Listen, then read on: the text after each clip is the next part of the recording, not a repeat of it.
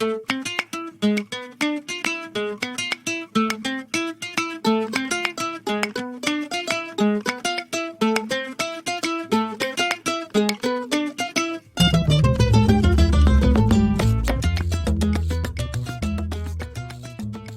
mon pompon. Dis donc, ça fait un peu longtemps qu'on s'est pas penché sur un Marvel, j'ai l'impression. Je crois que la dernière fois c'était avec Loki. Ouh, mais ça va pas du tout ça. Allez, tiens, pour la peine, on se refait comme avec les deux frangins asgardiens, 2 podcasts d'affilée pour compenser. D'autant que ce double épisode, consacré à Wanda d'abord et Vision ensuite, je te l'ai teasé il y a déjà un bout de temps quand je te causais des androïdes dans Blade Runner. C'est donc le moment de te parler de Wanda Maximoff, alias The Scarlet Witch, la sorcière mal traduite rouge ou bien traduite écarlate. Écoutez, choose which witch you wish to go with. Alors, est-ce qu'on se carre un peu de ces deux héros, elle et Vision, dans le Marvel Cinematic Universe ? Pas faux. Mais il faut reconnaître que ces deux-là réunis nous ont offert une bien jolie mini-série de 9 épisodes sortie en 2021, autant dire à un moment où on en avait besoin, rapport qu'on se bouffait de la pandémie depuis déjà 1 an. Bon.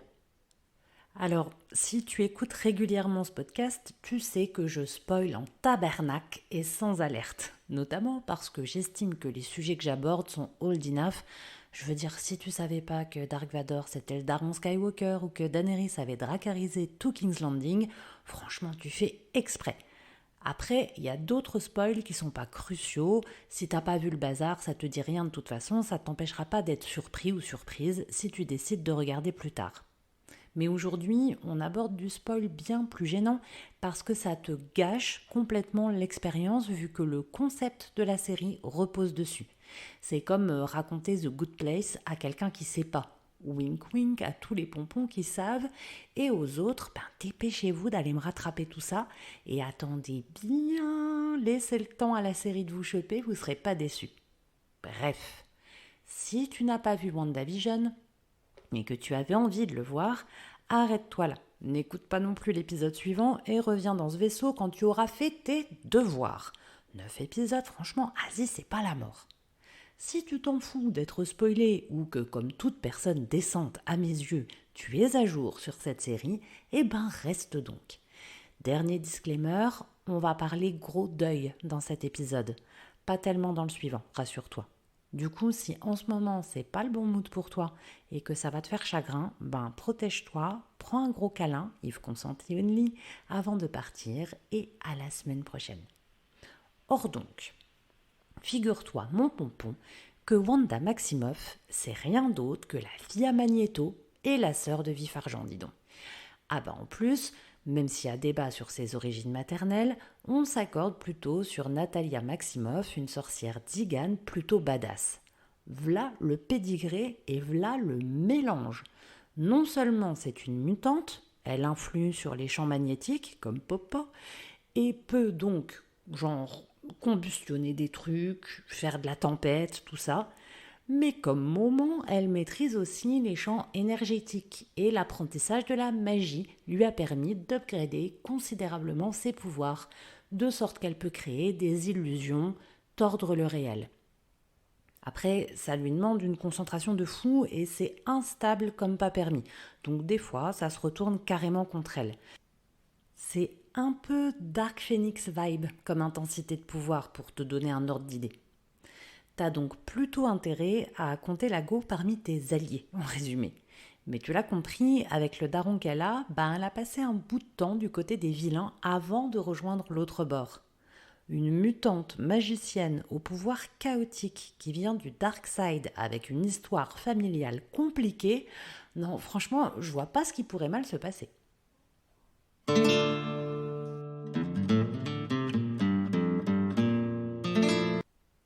Le principe de WandaVision, c'est d'abord un rapport particulier au temps. On débute la série en noir et blanc, années 50, avec un petit couple bien sympatoche qui tente de cacher à leur voisinage très suburbe leur véritable nature. Qui est une sorcière ? Qui est un androïde extraterrestre ? Tous les clins d'œil à ma sorcière bien-aimée sont au taquet. Seuls des petits bugs dans la fluidité des échanges semblent semer le doute dans l'esprit des personnages sur la réalité de leur univers de sitcom nommé WandaVision. D'épisode en épisode, on avance de décennie en décennie, on retrouve la couleur, je devrais même dire les couleurs, puisque le travail sur l'atmosphère colorimétrique de chaque époque, la saturation, le grain, en plus du soin apporté au décor, aux costumes, aux coiffures, etc., est honnêtement excellent. Rien que pour ça, c'est un petit bijou cette série. On comprend au fur et à mesure que nous ne sommes pas avant les événements d'Infinity War, ni dans une boucle temporelle parallèle. La série se passe après. Allez, je te laisse cogiter mon pompon. Attendez, je reprends mes notes. Infinity Wars. Oh, j'aime pas les interros surprises. Mais Captain Sophro, c'est impossible. Exact, dit plus Pompex. Et pourquoi donc? Mais parce que Vision, il est, désactivé. Oh, c'est une jolie manière de le dire, oui, c'est ça. Vision est mort dans Infinity War. Je reviendrai sur les circonstances et ce qu'elles impliquent tout à l'heure, mais du coup, on ne s'attendait pas à cette chronologie, puisque là, il est bel et bien vivant et semble vivre sa meilleure existence artificielle avec Wanda.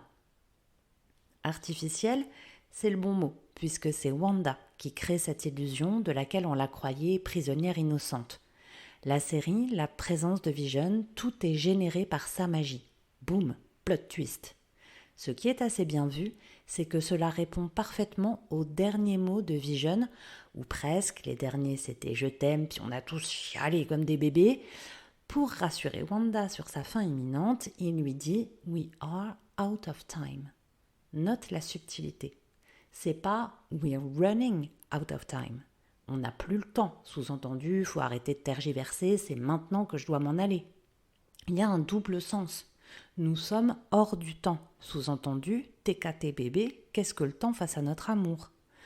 C'est exactement le chemin que Wanda a suivi. Hors du temps, à toutes les époques, elle offre à leur couple un écrin idéal, celui des séries d'antan où les couples s'aimaient comme au premier jour, pour toujours, dans un quotidien simple et doux comme un goûter d'enfant. Les images acidulées et rassurantes des vieux postes de télévision, c'est la safe place dans laquelle elle s'est réfugiée.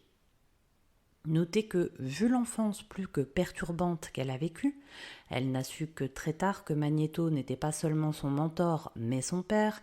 Elle et son frère ont été trimballés de main en main. Ils n'ont pu construire d'autre confiance ni d'autre stabilité que l'un en l'autre.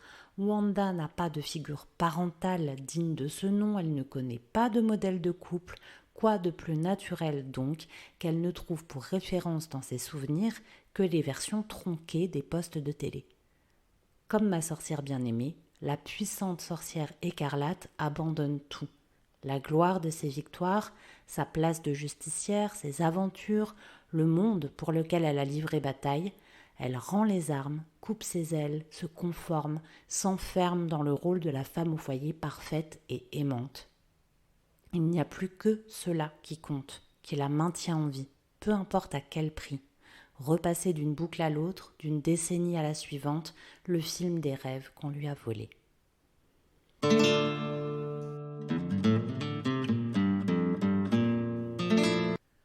Le deuil, ce n'est pas la première fois qu'elle y est confrontée.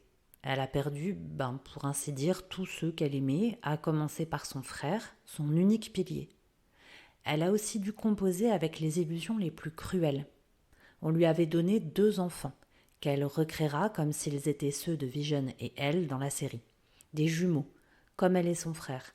Elle les a chéris, aimés de tout son cœur de mère, et puis ils se sont évanouis. Ils n'étaient que des souffles. Mais à ses yeux, à elle, ils ont existé. L'amour qu'elle leur apportait était réel, la déchirure de leur disparition, réelle, la folie à la découverte de leur inexistence, réelle. Mais on ne fait pas le deuil du vide. C'est sur ces cendres-là, amères et pour toujours brûlantes, que marche la mort de Vision. C'est celle de trop, d'autant qu'on vient lui nier le droit, encore une fois, d'en être maîtresse. On vient la vider de sa réalité première. Vision supplie Wanda, depuis un certain temps, de le tuer. Elle est la seule, côté gentil en tout cas, à avoir les pouvoirs adaptés pour le faire, car son énergie résonne avec la pierre d'Ultron que Vision porte au front et qui le fait exister. Si Thanos se l'approprie, le monde sera fini. Wanda refuse, s'acharne à combattre autrement, mais finit par céder à l'approche de l'ennemi. Tout espoir est perdu. Elle donne à son amour la fin qu'il mérite, sacrificielle, héroïque et surtout douce. Tu ne peux pas me faire de mal, c'est toi que je ressens. Préservé, Vision s'endort doucement, apaisé par l'idée qu'il ne servira pas au mal. Cette mort donnée par celle qu'il aime était si belle, si tendre. Imagine cette pauvre Wanda, contrainte de tuer de ses mains celui qui représente tout pour elle. La scène est longue, prendre toute cette énergie ne se fait pas en un claquement de doigts, elle n'est pas Thanos. Celui-ci se tient derrière elle. Elle est à bout et il vient voler le tout dernier souffle de Vision en arrachant la pierre de son visage. Bon, après elle meurt comme la moitié de l'humanité, puis elle revient, tu connais l'histoire. Mais toujours est-il que là, c'est trop. Elle ne peut plus accepter de se faire ainsi voler son destin. Elle va donc tout réécrire de ses propres mains. À elle, l'avenir qu'on lui a toujours refusé, le mari, les enfants et même le frère ressuscité. Elle y a droit, elle l'a mérité. Vision lui dit un jour « Qu'est-ce que le deuil sinon un amour persévérant ?» Sauf que pour Wanda, les étapes du deuil vont caler et s'arrêter au déni et à la colère. L'illusion qu'elle crée a un prix. Sous le dôme impénétrable dans lequel elle vit son illusion, y a des gens, des vrais, dont elle a fait des sortes de zombies soumis à sa volonté. Ils ne sont pas seulement prisonniers de sa chimère, ils sont traversés, percutés, torturés par le chagrin qu'elle se refuse à vivre elle-même. Lorsqu'ils reprennent un peu le contrôle, c'est ce qu'ils lui crient en l'encerclant. Ils réclament la mort plutôt que cet enfer. Cela aussi, elle l'avait nié. Elle pensait leur avoir donné une vie douce et paisible, ce qui est de toute façon très mal, entendons-nous bien, on laisse les gens libres et tranquilles globalement. Mais en tout cas, elle n'avait pas voulu prendre conscience de leur souffrance. Or, dans le lot, il y a la voisine best friend rigolote. Elle est pas victime. Tut. Elle, c'est Agatha Harkness, une sorcière surpuissante qui vient observer l'évolution de Wanda et la manipuler pour s'accaparer son pouvoir. C'est clairement elle, en miroir, si elle ne revire pas ASAP du côté des gentils. Dans les comics, je crois bien que c'est le nom de la sorcière qui l'a initiée à l'art de la magie. Petit clin d'œil et encore une fois, petit retour du passé dans un présent déjà bien embrouillé. Or, que lui prédit cette magicienne sombre ? Eh bien que Wanda est maintenant devenue la sorcière rouge, celle qui est destinée à détruire le monde. Yes, impec, on adore ce genre de prophétie. Sauf qu'à ce moment-là, le monde, Wanda, elle n'en a plus rien à faire. À quoi bon le monde si Vision n'en fait plus partie ? C'est l'illustration parfaite du magnifique poème d'Auden que tu connais sûrement, de 4 mariages et un enterrement, et qui dit tellement bien ce que la traîne des linceuls emporte sur leur passage et délave dans les yeux de ceux qui restent debout dans le vide de la vie. Arrêtez les pendules, coupez le téléphone, empêchez le chien d'aboyer pour l'os que je lui donne. Faites taire les pianos et sans roulement de tambour, sortez le cercueil avant la fin du jour. Que les avions qui hurlent au dehors dessinent dans le ciel ces 3 mots. Il est mort.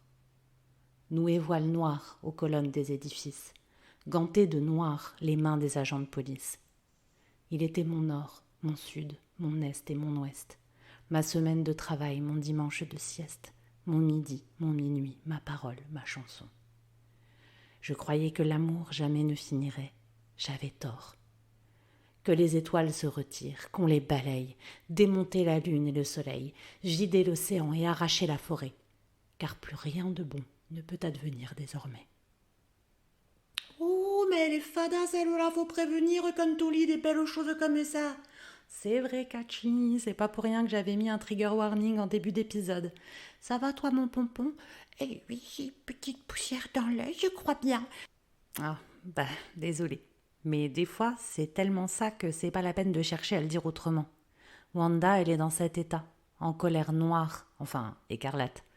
Mais détruire le monde, faire le mal, créer la souffrance, ce serait trahir celui qu'elle aime, n'est-ce pas?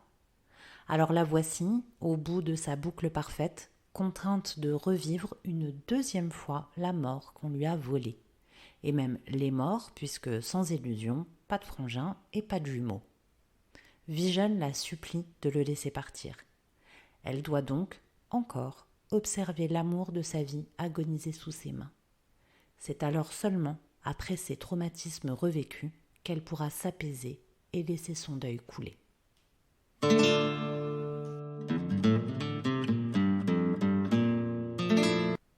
Je crois qu'on peut dire que Wanda s'est complètement plantée en essayant d'écraser la sauvegarde des faits qui s'étaient déroulés, en essayant de transformer la réalité, de changer les souvenirs de ses souffrances. Elle a fait que reproduire une même boucle qui l'a menée exactement au même endroit. C'est toute la difficulté aussi de travailler avec les souvenirs. Je t'en ai déjà parlé à l'occasion d'un autre épisode. On fait toujours bien attention, en tout cas moi je fais toujours attention avec les sophronisations, puisque c'est de ça que je vais te parler aujourd'hui, qui joue justement sur la mémoire, celle qu'on nomme avec le mot mnésie dedans. Hein. Tu reconnais le même terme que dans amnésie par exemple, celui qui n'a plus de mémoire.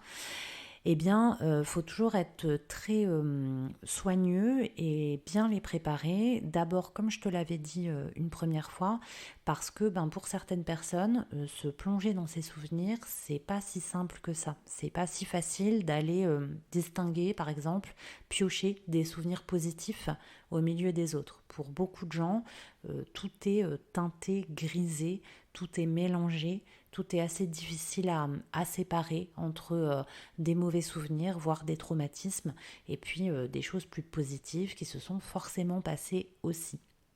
En tout cas, ça se prépare. Et celle dont je vais te parler aujourd'hui encore plus, je crois que c'est celle sur laquelle on attire le plus l'attention dès le départ dans la manière dont elle est présentée, de manière académique, entre guillemets. C'est la sophrosubstitution mnésique. Donc, substitution, ça veut dire qu'on va venir remplacer par autre chose. C'est-à-dire qu'en gros, l'idée, je te parlais de sauvegarde tout à l'heure, c'est qu'on va venir prendre de mauvais souvenirs et, entre guillemets, écraser la sauvegarde avec des sensations positives, avec des choses qui vont venir contrer, entre guillemets, l'influence néfaste de ces souvenirs. Dans cet épisode, je t'ai parlé du deuil, mais on peut complètement travailler sur quasiment tout. Alors bien évidemment, c'est évidemment pas quelque chose qu'on va travailler dans la première phase, la curative. C'est vraiment le type même de sophronisation qu'on va préparer sur le long terme. On va déjà l'amener avec d'autres sophronisations qui vont permettre de faciliter l'entrée dans ce travail au sophronisé. On va venir l'aider à travailler sur ses visualisations avec des sophronisation de base vivencielle par exemple, ou une SRS comme celui de l'épisode précédent. On va être très soigneux sur l'installation du calme, l'ancrage du positif. On va évidemment travailler en amont aussi justement la sélection de souvenirs positifs pour le coup. Donc c'est vraiment quelque chose qui intervient plutôt en fin de parcours, pas à la toute fin bien sûr, mais en fin de parcours. Il y a une autre sophronisation qui sert à substituer le positif, enfin le négatif par le positif, mais c'est vraiment plus sur les ressentis présents. Là pour le coup, c'est une autre sophronisation qui est du premier degré, qui est beaucoup plus simple, qui ne repose pas justement sur la mémoire et des souvenirs négatifs qui sont ancrés. C'est vraiment passer d'un ressenti négatif à un ressenti positif. Je t'en parlerai évidemment à une autre occasion de celle-ci. Là, il s'agit bien d'aller fourrer son nez dans ses pires souvenirs et d'écraser la sauvegarde. Donc c'est quelque chose de très très délicat qui doit se faire comme toujours avec l'accord et en pleine conscience. L'accord du sophronisé et comme je te le disais, donc qui se prépare en faisant bien attention. Et puis il faut aussi bien travailler les ressources qu'on va utiliser pour qu'elles soient judicieuses, qu'elles soient efficace pour venir contrer les mauvaises impressions, les mauvais sentiments laissés par les souvenirs.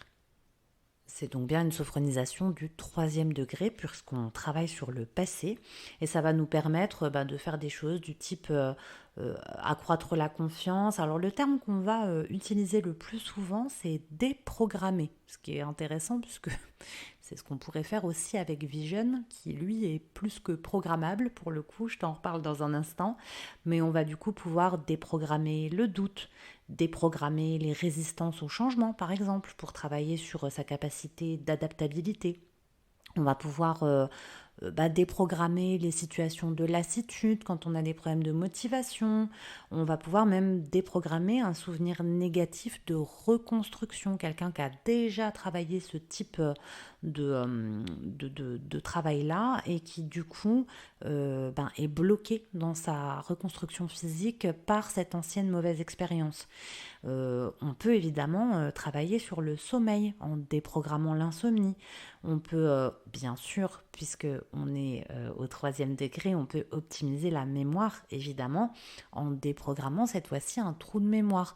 Tu sais, ces mauvaises expériences qui s'accumulent et qui deviennent un peu le modèle auquel tu te conformes. Tu as loupé une fois, donc tu vas continuer à l'infini à relouper de la même manière parce que tu es ancré, enferré avec cette mauvaise expérience. Voilà, on peut du coup de la même façon déprogrammer un échec pour te préparer à un événement, le permis, le bac, un entretien d'embauche, que sais-je. Donc tu vois, ça sert à des choses très diverses et parfois beaucoup plus légères que le thème du deuil dont je t'ai parlé aujourd'hui. Néanmoins, je trouvais que Wanda, elle était hyper parlante pour cette sophronisation-là parce qu'à mes yeux, elle représente vraiment la version loupée, catastrophique de ce travail-là, de cette sophro-là. Il ne s'agit pour nous évidemment pas d'être dans un déni de la réalité, de venir effacer l'expérience qui a été vécue. Ce qu'il faut, c'est effacer ses conséquences, c'est-à-dire les choses qui, en fait, constituent comme des espèces de petits boulets qui nous empêchent d'avancer sur la suite. C'est là-dessus qu'on vient travailler. Nous, je le rappelle, on n'est pas dans des cas d'hypnose, on ne vient pas, et encore ça se trouve, je dis une bêtise parce que peut-être qu'ils ne le font pas non plus en hypnose, mais j'ai l'impression qu'ils s'enfoncent quand même un petit peu plus dans l'inconscient, dans la prise en main, on va dire, des souvenirs. Nous, on va quand même rester sur l'évocation des souvenirs, mais ce qu'on va venir traiter, c'est les ressentis par rapport à ça. Donc on n'est pas exactement au même niveau ni au même degré, on va dire, d'intervention. Wanda me sert donc pour cette sophronisation-là. Et la semaine prochaine, je te parlerai, je te l'ai dit tout à l'heure, de Vision, comme ça on aura nos 2 héros, pour une autre sophronisation du même ordre qui s'appelle la sophromnésie, donc toujours sur la mémoire, senso-perceptive. C'est-à-dire on va travailler sur la perception, les sensations, les ressentis. Et du coup avec Vision ce sera intéressant parce que comme c'est un androïde au départ, son accès à des ressentis de type humain, c'est pas évident. C'est ce qui fait partie aussi de la construction de ce personnage. Or, ce qui va l'amener doucement à devenir un meilleur humain que certains humains, c'est justement l'ouverture à ses perceptions, à ses sensations et ce qu'il va en faire. En gros, on a vraiment 2 versions de mnésie, une complètement loupée avec Wanda et une magnifiquement réussie avec l'exemple de Vision dont je te parlerai un petit peu mieux la semaine prochaine. Tu l'auras compris, donc pour aujourd'hui, il n'est pas question que tu suives la sophronisation que je vais venir poser juste à titre d'exemple et pour que l'épisode soit vraiment complet avec la sophronisation lue. Si tu es apprenti sophrologue, élève, etc., ça te fera une illustration supplémentaire. En revanche, celle-ci n'est vraiment pas à pratiquer pour personne juste après. Je vais même te dire au revoir tout de suite, même si je te redirai au revoir à la fin de l'épisode pour là où les personnes qui seront restées par curiosité juste pour l'écouter jusqu'au bout. Donc j'espère que cet épisode t'a plu. Je te dis comme d'habitude à lundi prochain et d'ici là, n'oublie pas, respire, baisse tes épaules et relève le menton mon petit pompon. C'est bon, le générique, on peut couper là, hein, on va pas y passer 3 heures, je vais le remettre tout à l'heure, nous on n'a pas fini, hein, on a encore du boulot, du pain sur la planche. Si tu es toujours là par curiosité, je vais me passer de faire les recommandations habituelles d'installation, etc. Puisqu'encore une fois, il n'est pas question que tu fasses cette sophronisation. Je vais juste l'animer de manière extrêmement basique et tu l'auras compris également, il y a zéro intention dans ce que je vais donner, il n'y a aucune adaptation possible puisque c'est pas une vraie sophronisation, hein. Je travaille sur du vide, donc tu vas voir, hein, ça va être très large, très générique, on n'a aucune idée de la ressource qu'on va utiliser, etc. Je te la pose là, juste à titre d'exemple. Je te fais même une induction, c'est-à-dire une relaxation avant de passer à la visualisation express, hein. Je vais aller plus vite que d'habitude puisque le but là c'est vraiment que personne ne pratique celle-ci. Donc je vais commencer. On commence toujours par le haut, mais c'est pas une obligation. Je t'en ferai une, je pense, une fois où on commence par le centre du corps et puis on étire jusqu'aux extrémités. Ça peut être un bon moyen de varier un petit peu la relaxation de départ. Mais là, bon, allez, on va partir sur du classico-classique. On va donc se concentrer sur le haut de notre crâne. Imagine ton crâne se lisser, s'étirer doucement.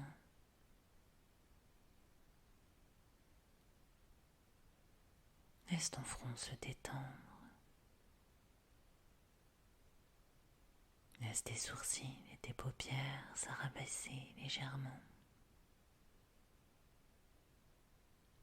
Relâche tes tempes et tes pommettes. Relâche les ailes de ton nez.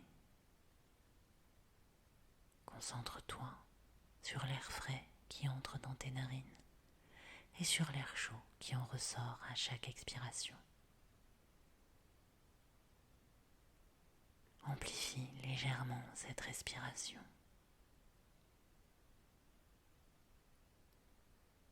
Et laisse tes lèvres se détendre complètement. Relâche tes mâchoires. Laisse ta langue reposer sur les dents inférieures. Et sens-toi libre de déglutir naturellement. Prends conscience que toute ta tête est détendue. Laisse maintenant cette détente parcourir ton cou. Relâche complètement la nuque. Laisse tes épaules s'abaisser doucement. Laisse les muscles de tes bras s'étirer jusqu'au coude. Relâche complètement les avant-bras jusqu'aux poignets. Laisse tes mains se détendre de la paume jusqu'au bout de chacun de tes doigts. Prends conscience que tes membres supérieurs sont relâchés.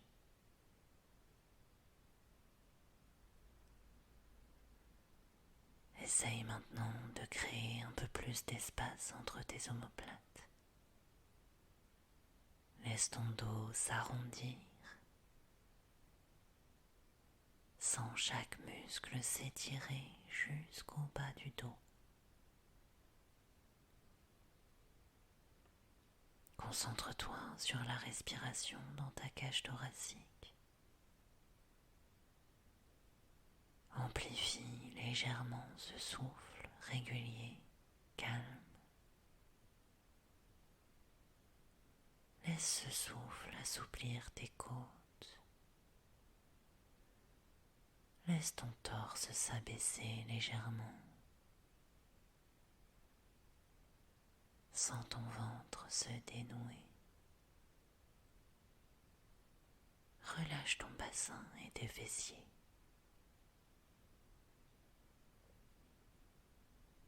Prends conscience que tout ton buste est relâché. Accueille maintenant cette détente dans tes cuisses. Laisse les muscles de tes jambes s'étirer jusqu'aux genoux.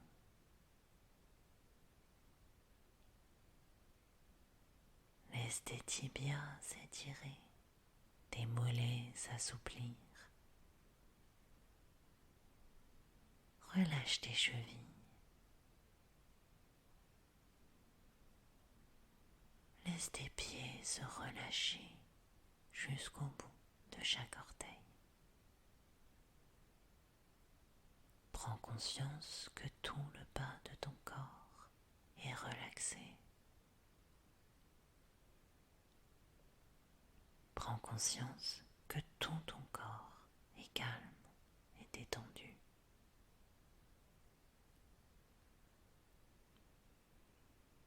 Rappelle-toi maintenant de ce souvenir négatif. Observe les lieux où tu te trouves. Observe les personnes qui t'entourent. Sois attentif ou attentive aux sons qui te parviennent. Respire les odeurs qui te traversent. Ressens les matières de ton environnement. Souviens-toi de toutes tes émotions.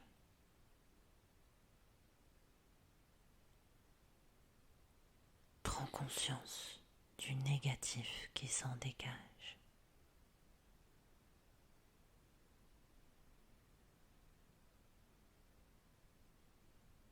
Active à présent tes capacités ressources. Sens leur présence. Ressens leur potentiel. Augmente leur intensité. Développe leurs effets.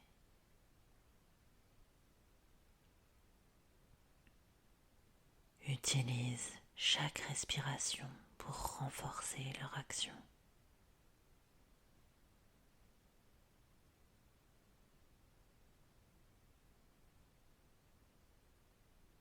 Prends conscience des capacités positives de ton corps.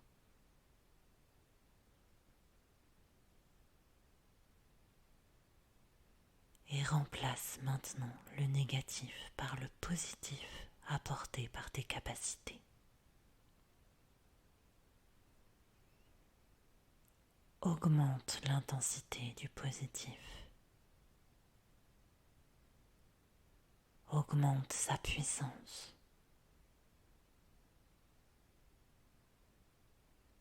Sens-le grandir. Sens-le se développer.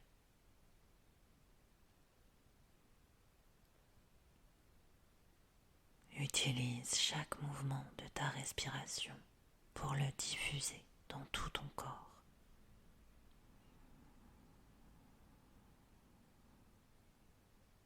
Perçois ces sensations libératrices.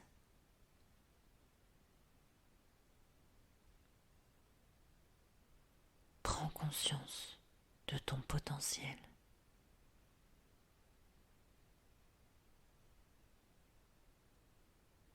Intègre ces sensations.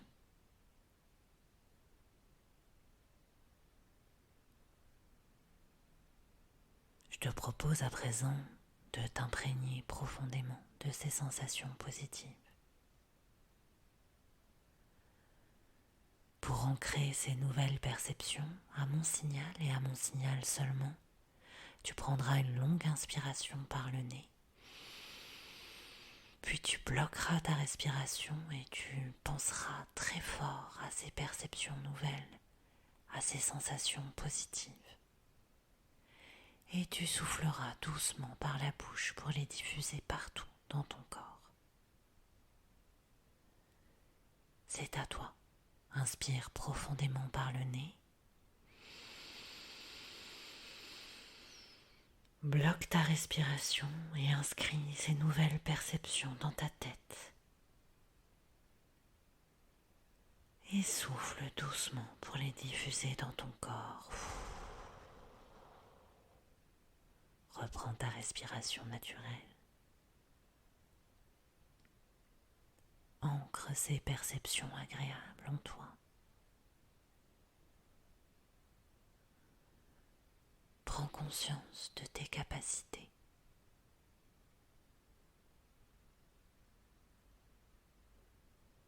Intègre ces perceptions.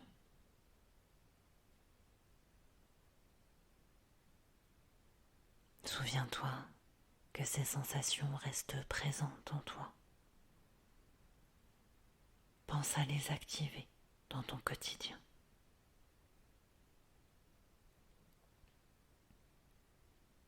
Tu peux reprendre contact avec les points d'appui de ton corps, les pieds, les fessiers, le dos, la tête.